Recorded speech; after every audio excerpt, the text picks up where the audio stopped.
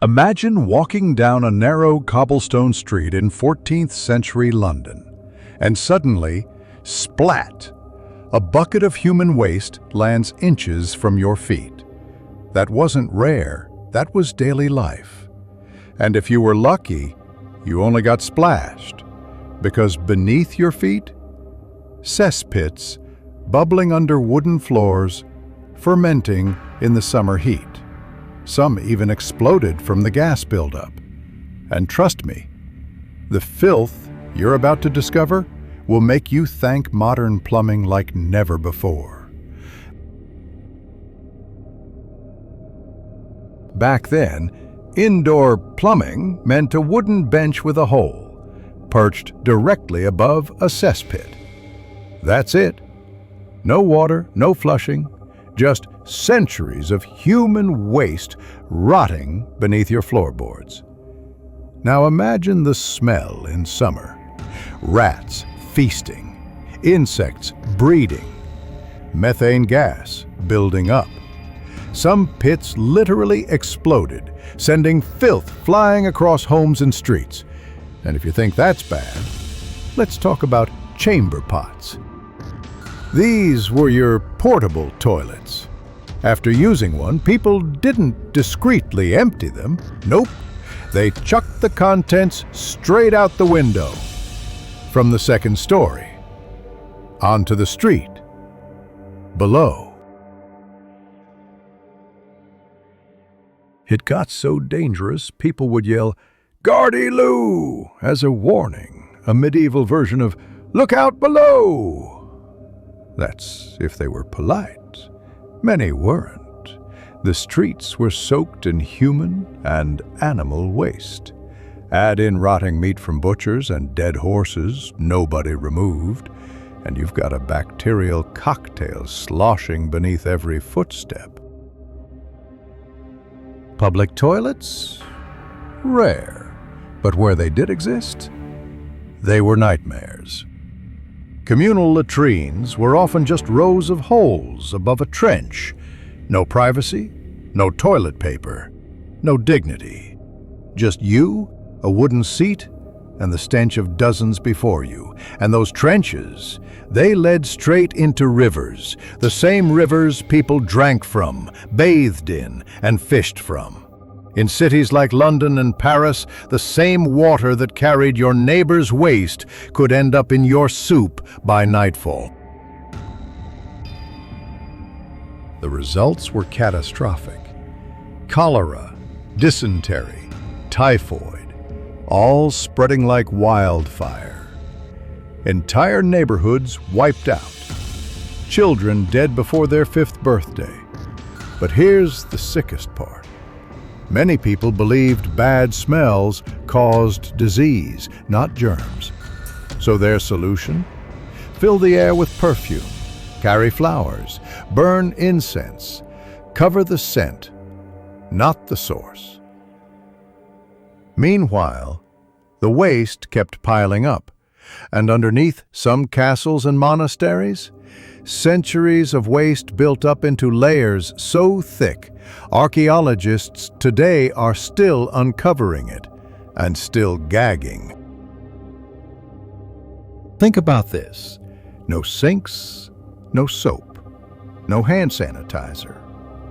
After using a chamber pot or squatting over a trench, people wiped with straw, moss, or if they were lucky, old cloth scraps. And guess what? That same hand might then knead your bread or cradle your newborn. Barbers doubled as surgeons. Their instruments went from patient to patient, often without being cleaned. And if you dared to complain about the filth, too bad. The law often sided with landowners who let their cesspits overflow into neighbors' homes. And in one infamous case, a cesspit under a London tavern collapsed during dinner. Patrons were literally swallowed by a flood of human waste. Some drowned in it. This wasn't rare. This was normal. So, next time your toilet clogs or your plumbing backs up, Remember the Middle Ages, where the bathroom was everywhere and nowhere, all at once. Now, think about this. No sinks, no soap, no hand sanitizer. After using a chamber pot or squatting over a trench, people wiped with straw, moss, or, if they were lucky, old cloth scraps. That same hand might then bake your bread, stitch your wound, or bless your newborn. Hygiene wasn't just bad, it was practically non-existent. Baths were rare. In many towns, public bathhouses were outlawed during plagues, or shut down because they were seen as immoral. Hotbeds for sin, rather than sanitation. And when people did bathe, the water was shared. Whole families, same tub, same water, starting with dad and ending with the baby. By then, it wasn't a bath, it was soup. Diseases weren't seen as biological. They were considered punishments from God, or the result of bad humors in the body. Physicians prescribed purging and bloodletting instead of cleanliness. Even royalty wasn't immune. King Henry VIII had an elaborate system of grooms of the stool, servants whose actual job was to wipe the royal behind. That was a prestigious position. Imagine that on your resume.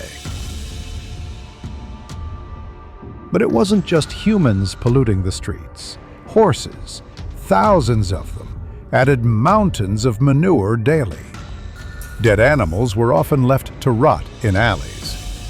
The air wasn't just foul, it was deadly. And if you lived near a tanner, forget it. They used urine to process leather, and the stench was so bad, some towns banned them from city centers altogether. Medieval cities were cesspools, in the most literal sense.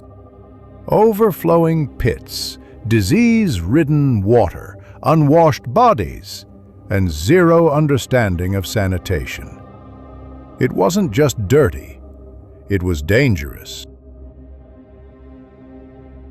In 1183, a German king hosted a feast at the Staufen Castle. Nobles gathered in the Great Hall, drinking, laughing, unaware of the disaster beneath them. Below the floor sat a massive cesspit, decades of human waste sealed under wooden planks. No one realized the boards had rotted. The weight of dozens of nobles pushed it past its limit. The floor collapsed. The guests plunged into the pit. Some broken bones, others drowned in the sludge. And those who didn't weren't so lucky. Infection from the filth spread fast. Few survived. It went down in history as one of the most horrifying toilet disasters ever recorded. But this wasn't an isolated case. There are multiple accounts of taverns, homes, and even prisons where floors gave way and people fell, quite literally, into the bowels of medieval life. Sanitation wasn't just a health risk, it was a structural hazard. Entire buildings sat on top of time bombs. One crack, one misstep, and it all came crashing down, along with everything and everyone inside. We laugh at the filth of the Middle Ages, but here's the thing. 500 years from now, what will they say about us? Our microplastics, our clogged oceans, our polluted cities and overflowing landfills, our tech waste dumped in developing countries. Back then, people lived in filth because they didn't know better. What's our excuse? Maybe the real horror story hasn't finished yet.